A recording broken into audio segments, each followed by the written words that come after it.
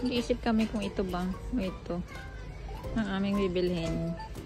Which one? Because this one is a special. DeLonghi Elita. And this one is 1.6 with the grinder itself. Pero manual. Is this manual, right? Yeah, and this one is automatic. And this one is that I'm eyeing already that one for a long time. But I don't know the color. I don't like the color. I want aluminum color. And that one is black. But it's 1,000. Original price is 1.6 to 1.8 in the other store. But here is 1,000.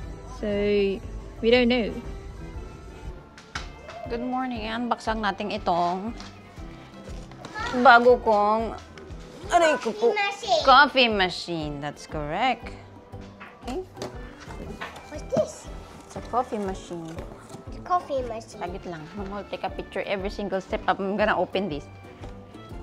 Because, oh! And there's a good cup.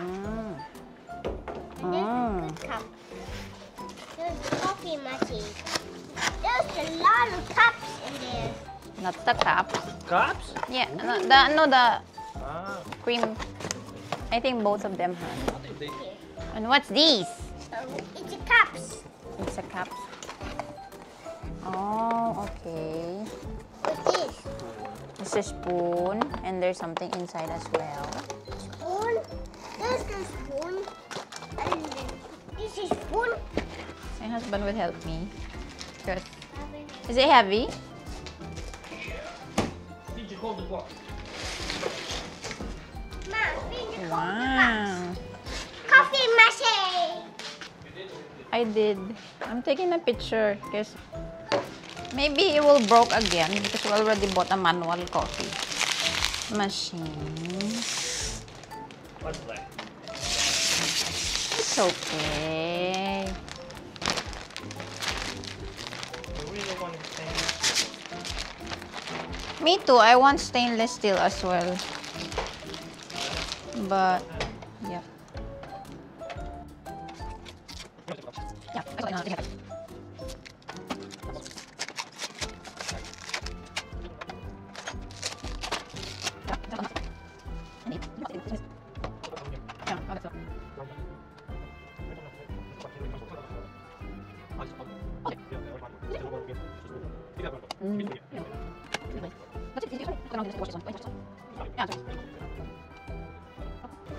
Kinuha na niya.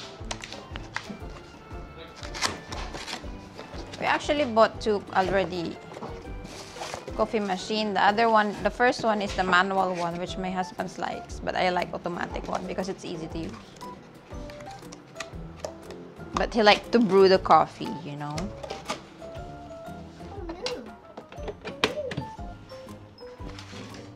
I'm just setting up my name. Goro. And has been created. Remember, they can be modified later from the profile planner or from settings. Okay. Medyo mahaba siya ng konti. Yung una kasi, manual coffee. So, it's malaki siya. Pero hindi siya ganito ka haba. This one is easy to set up as well. Ang ganda ng tunog. It's easy to use. Like, it's really easy to use. Which he doesn't like. Do you like manual more? I mean, yeah. I mean, if you're rushing in the morning, maganda. But like, where's the experience? I don't like the milk talaga. Masarap. Sige. You want that? No, I don't. You want a different? Already drink that. You're gonna get sick if you're gonna eat. Drink naman. Habang ini-experience pa rin niya ang coffee, ang bago naming coffee maker. You know what I need? To go buy brand new beans. Yes! From the local. Yes! Thank you. The coffee bean that we bought, it's not that much. Masarap. Probably because it's been long there, staying. Yan naman tayo. May sakit po tayo today, kaya pag-stay muna tayo sa bahay at magpagaling. Habang ini-enjoy ang ating coffee. Ay, I'm gonna have a 3 shot of coffee. ano ko lang dito, matakaw siya sa ano. It does actually shower a lot of milk. Oh, matakaw siya sa milk. Mukhang, look, masarap. Yung coffee machine na yan is, matagal ko na siyang ine-explore. Tapos, pumunta kami sa iba-ibang shop. Pero yung price nila, hindi nila mabit yung Costco. Sale yung ito. Yung yan na gustong-gusto ko na coffee. Pero pinag-isipan muna namin kasi medyo mahal siya ng konti. Yung isa kasi nasa 500 lang. Gawin lang natin to for his. Ito na yung kanyang breakfast. Magmamadali kasi siya. Mayroon pa siyang appointment. Madalian lang din yung breakfast. You can buy me soy milk too. Because I can't drink milk because it's trigger my eczema. After I drink it a few hours, I will be itch. So, better to be sure. Hindi ako pwede sa milk. So, alam nyo na, Filipino. So, itatabi na namin to. Ito pala yung ginagamit namin.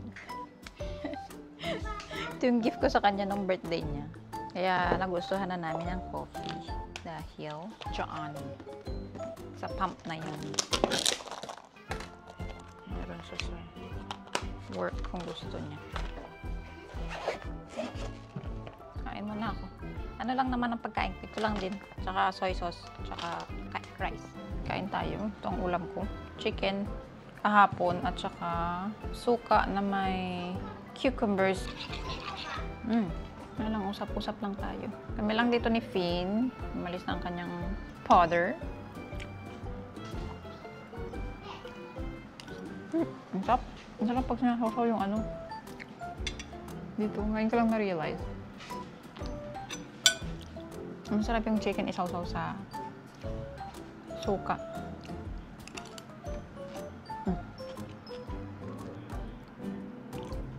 Usually kaming daw ni Finn yung kumakain, pero kaso kumain na siya. Oh, na lang ang kakain. Ang schedule ko, wala akong schedule today kasi dapat nga, di ba?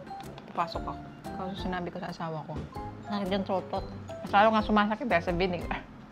So, siya na din. Sabi niya, magstay ka na lang sa bahay. Tomorrow ka na lang pumasok. Tignan ko kung kaya ko mag-workout today. At kasi ang likod ko sa may batok.